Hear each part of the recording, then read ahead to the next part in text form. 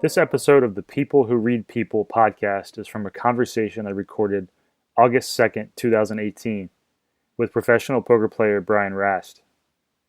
This conversation was actually what made me decide to start doing a podcast, and it was because I found the conversation so interesting.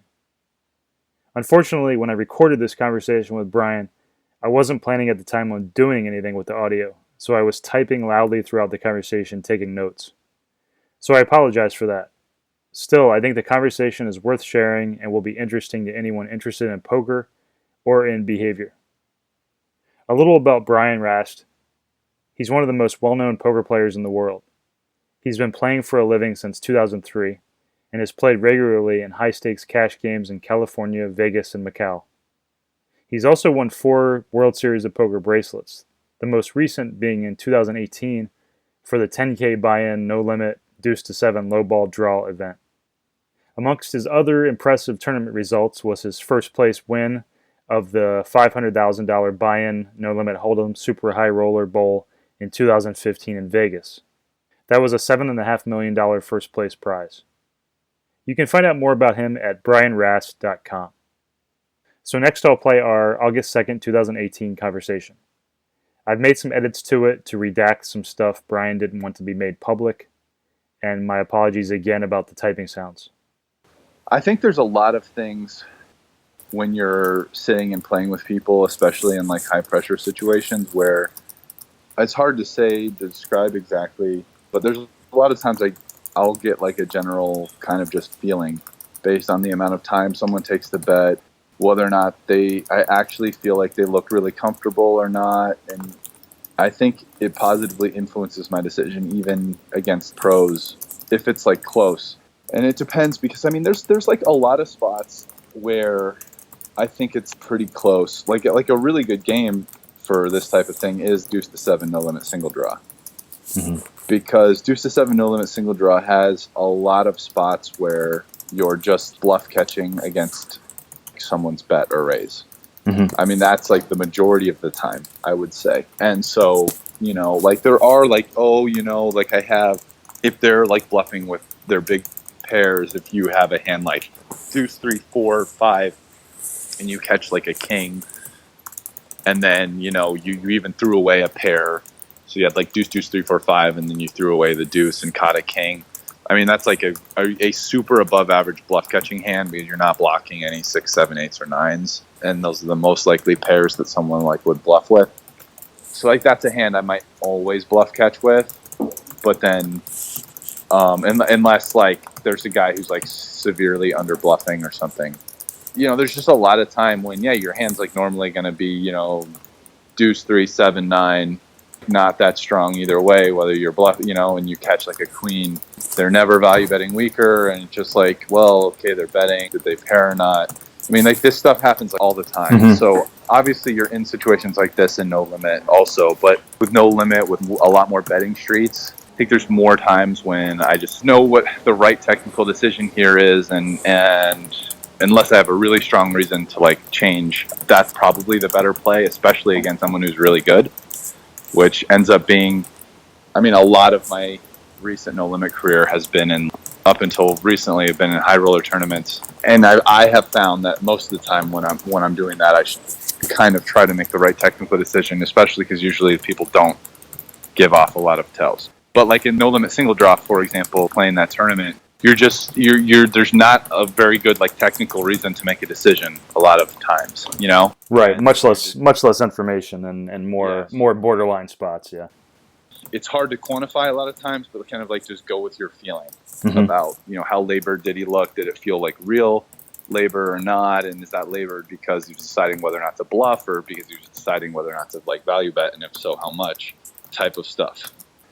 I actually think that I'm pretty good at that, but it's hard to really ever put, I mean, I know because I've read, I think you sent me something a few months ago. I mean, I read like an e-copy, maybe it was, and I was reading some of it before the series. And there's some cool things and a lot of things that are defined, but it's hard for me to. Right, it's some intangibles there. I mean, it's a lot of times it just feels like it's intangible things that I'm feeling that like somehow, I have categories one way or the other. And maybe if you had talked to me like right after the hand, I could quantify it a little bit, but once it's even been like a day or two, it's just hard to say other than I had like a feeling. Right. No, I hear you. Yeah, it's kind of like Antonio has said on, in his commentary where he talks about the intangibles of like just getting a sense of somebody's aura and these kind of subconscious feelings you get, which I'm sure a lot of it, when you're sitting with somebody for a while is these kind of unconscious things that you can't really quantify. Yeah. It kind of leads me to another question where I'd seen a quote from you, or you said, I think in that Poker Go interview where you said something about, when you become an expert at something, when you have a lot of experience, you have those subconscious, those instinctual kind of subconscious feelings that kind of come from that experience, even though you can't quantify them, So it kind of reminded me of that quote from you. One really big thing kind of is, I think, timing, even live. You've been following a hand and you've been playing with a player, the amount of time they take in certain spots when they're betting on the end, that's without, and it's different in different spots, at different players, different boards, or whatever. Mm-hmm. I think that can just be really important. And it's hard. It's not easy to say like one way or the other. But I mean, we've already talked about one specifically, which is sometimes on the river at the end of the hand or whatever, like someone betting abnormally fast, whatever that means for the spot. I think with most players, more likely to be a bluff than value. And that's not any kind of super strong, hard, fast tell, but there's a lot of times that ends up being true. And I think this tell's probably more true for amateur than professional players. But I think there's a lot of times where it's like someone, when they want to get value, they really want to decide how much they want to bet. Especially if someone's betting exploitatively rather than as part of some kind of balance strategy. But both is true. Like if you're trying to bet balanced, I mean, you got to think about that as well. How much do I want to bet? Do I want to bet big? Do I want to bet small? This, that.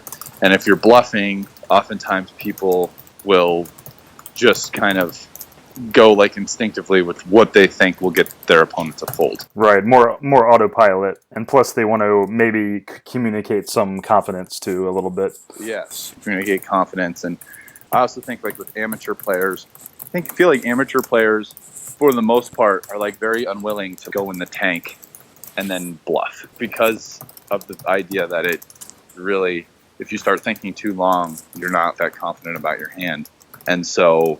I just feel like amateur players are very unlikely to sit there and think for a while and then come out with a bluff.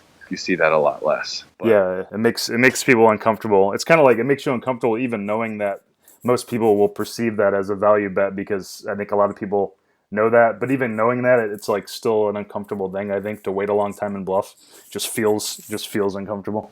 Yeah, I mean even me, like I usually feel like I don't wait too long to bluff. Mm-hmm. Most of the time myself, although maybe it's not the worst idea.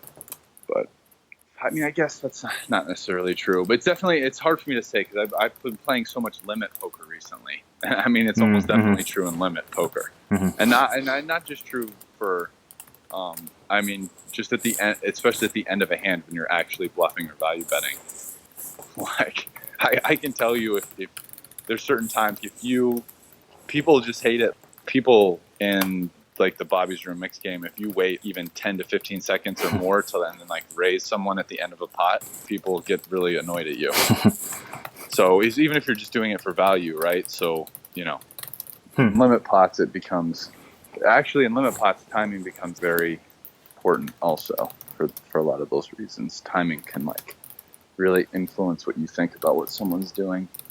So I think just in general in poker, like the tempo with which you play your hands is really important. Mm-hmm. When I think back to sessions where I've played better and sessions where I've played worse, I think me being focused, and then part of being focused is not only am I like really thinking through how I'm going to play this hand and like what I'm going to do in future streets and everything, but it's also like I'm like incorporating a good tempo in my play that I think makes it harder. It's harder for people on the outside to tell, because there's definitely people who I play with who I think are like abnormally good at kind of making decisions based on stuff like that. At this point, Brian talks about how some players are better at live tells than others, and so you have to be more on guard and aware of how you're perceived. While some other players, even very good players, aren't as focused on that kind of thing, so you can be slightly more relaxed in that regard. Part of playing your A game and really being there and present is just knowing what is important and isn't in every hand in every spot, and being aware and just like making sure you do the right thing, right? Whether it's have a tempo to your play or that's not that important. I mean, I would say that like if I'm playing really well, it doesn't matter that much. Mm-hmm. You know, I mean, that type of thing isn't that stressful. Right. It's a very small thing. Yeah. It's a very small thing, yeah. But it is something that matters and is the difference sometimes between me playing really well and not playing my best. At this point, we talk about a specific hand that Brian didn't want to be made public, but that involved what he later thought was a bad read on his part. Yeah, so normally I'm fine using live stuff. I normally think if I get something that, unlike this, I'm using something I think has some kind of explanatory power, I usually think it ends up being better than not using it. And I'm not usually that disappointed if I do, even if it ends up being wrong. Then I asked Brian what he thought the general value of being good at reading poker tells was, how much it adds to a win rate. I've generally said that being a good reader of tells can add somewhere between 10 and 15% to a win rate, and I was curious what he thought of that rough estimate. I feel like the range that you gave is probably good. Yeah, somewhere in there. As 10% or something, if I just had to throw a number out. Right. I mean, I think if you were like not just good or solid at it, but you were like extremely good, it could be higher than that. I mean, I think if you were really, really good, could probably be up over 20%.